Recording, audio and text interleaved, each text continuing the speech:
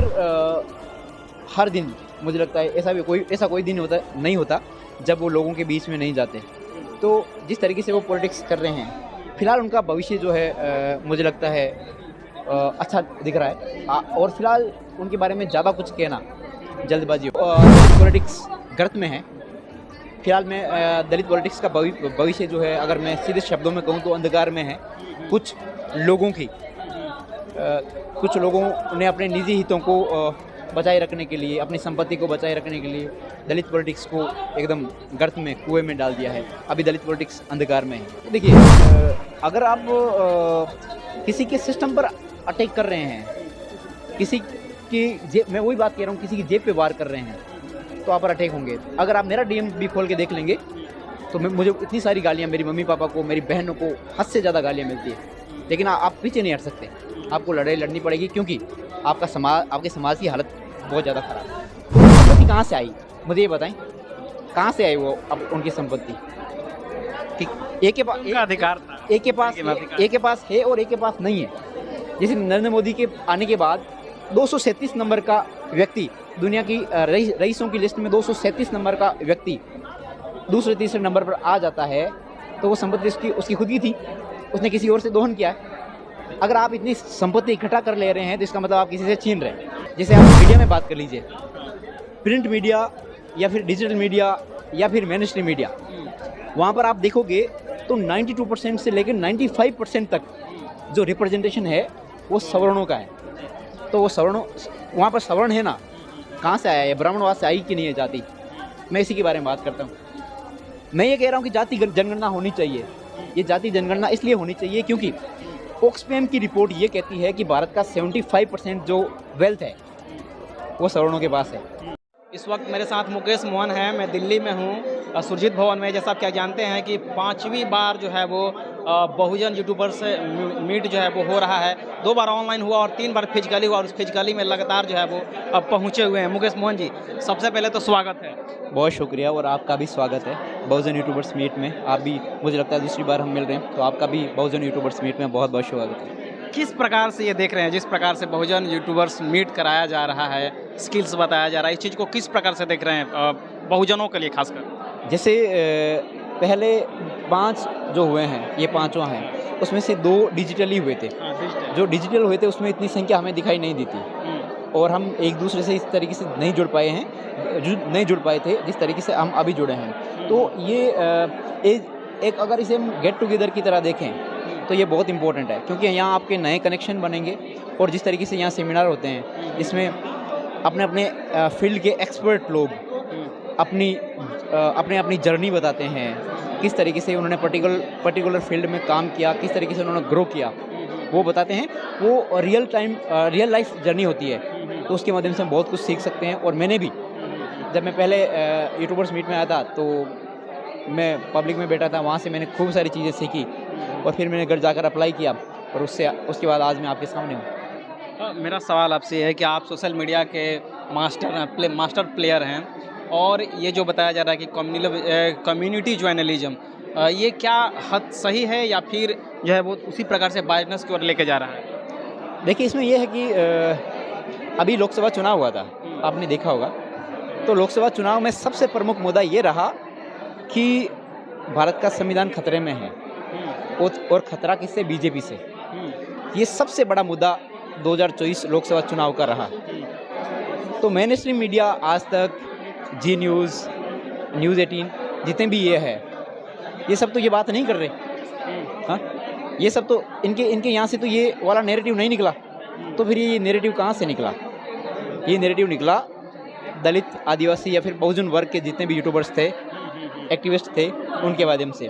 और उनके द्वारा छेड़ा गया मुद्दा नेशनल पॉलिटिक्स का सेंटर बना, जिसके आधार पर भारत का जो सबसे बड़ा चुनाव है, सबसे बड़ी पंचायत का चुनाव है, वो लड़ा गया। तो इसकी इम्पोर्टेंस इस एग्जाम्पल से आप समझ सकते हैं।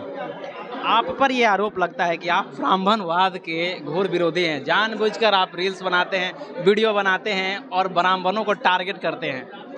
देखिए, इसमें ये है कि भारत में, मैं थोड़ा सा पीछे से शुरू करूंगा, भारत में कम्युनिज्म क्यों फेल हुआ? कम्युनिज्म के फेल होने का रीज़न ये है कि कम्युनिज्म में एक कॉन्सेप्ट होता है बेस और सुपर स्ट्रक्चर का। तो बेस में तो जैसे जाति की समस्या आ गई और सुपर स्ट्रक्चर में आ गई इकोनॉमिक समस्याएं। तो कम्युनिस्ट कह रहे हैं कि हम भारत की जाति की समस्या को छोड़कर इकोनॉमिक की प्रॉब्लम है, फाइनेंशियल प्रॉब्लम है देश की, उसको सोल्व करेंगे तो जाति की समस्या चली जाएगी। तो वो मॉडल फेल हो गया भारत में। अब हम देख रहे हैं कि सेम यही स्थिति जो आज सत्ताधारी पार्टी है, सेम यही बात ये कह रहे हैं कि हम जाति पर बात नहीं करेंगे, हम एक धर्म विशेष की बात करेंगे। और ये इस देश में कोई भी डिनाई नहीं कर सकता कि जाति सबसे बड़ी समस्या है। तो अब क्योंकि जाति की समस्या किससे पैदा हुई है? ब्राह्मणवाद से पैदा हुई है। तो अब अगर आप ब्राह्मणवाद के बारे में बात नहीं करोगे तो देश के जो मौलिक मुद्दे हैं उन पर आप सवाल ही पैदा नहीं कर सकते। जैसे आप मीडिया में बात कर लीजिए, प्रिंट मीडिया या फिर डिजिटल मीडिया या फिर मेनस्ट्रीम मीडिया, वहाँ पर आप देखोगे तो 92% से लेकर 95% तक जो रिप्रेजेंटेशन है वो सवर्णों का है। तो वो सवर्णों, वहाँ पर सवर्ण है ना, कहाँ से आया है? ब्राह्मणवाद से आई कि नहीं है जाति? मैं इसी के बारे में बात करता हूँ। मैं ये कह रहा हूँ कि जाति जनगणना होनी चाहिए। ये जाति जनगणना इसलिए होनी चाहिए क्योंकि ऑक्सफैम की रिपोर्ट ये कहती है कि भारत का 75% जो वेल्थ है वो सवर्णों के पास है। तो अब वो उनकी तो अपनी संपत्ति है ना। हाँ, उनकी संपत्ति कहाँ से आई मुझे ये बताएं, कहाँ से आई वो अब उनकी संपत्ति?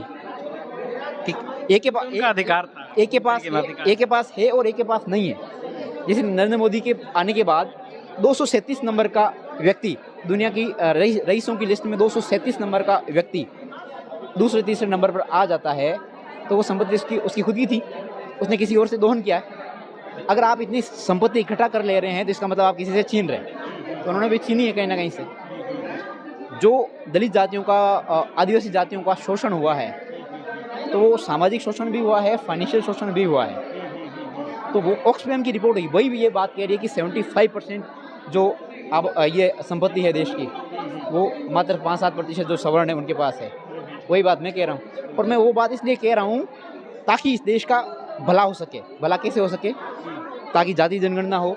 जाति जनगणना से ये पता चले कि लोग कौन सी जाति के कितने लोग हैं और उनके पास कितनी संपत्ति है। ये मेरे मुद्दे हैं। सुप्रीम कोर्ट तो कहता है कि नहीं होना चाहिए, तो क्या सुप्रीम कोर्ट एक वैलिड जो है वो जजेज है, वैलिड ऑर्गेनाइजेशन है, कॉन्स्टिट्यूशंस जो है वो बॉडीज़ हैं, तो क्या उनके कहना गलत है या सही है?